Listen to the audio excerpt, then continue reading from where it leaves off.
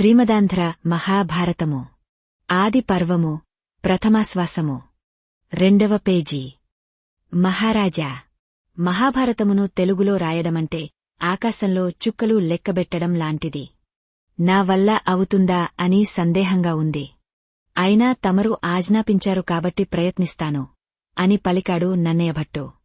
త్రిమూర్తులను, గణపతిని, కుమారస్వామిని, లక్ష్మీసరస్వతి, పార్వతులను, సమస్త దేవతలను మనసులో తలుచుకున్నాడు. వారికి నమస్కారం చేశాడు.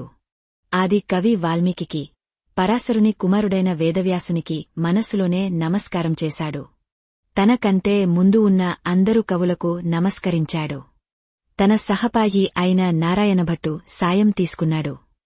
ఆ ప్రకారంగా నన్నయభట్టు మహాభారతమును తెలుగులో రచించడానికి ఉద్యుక్తుడైనాడు.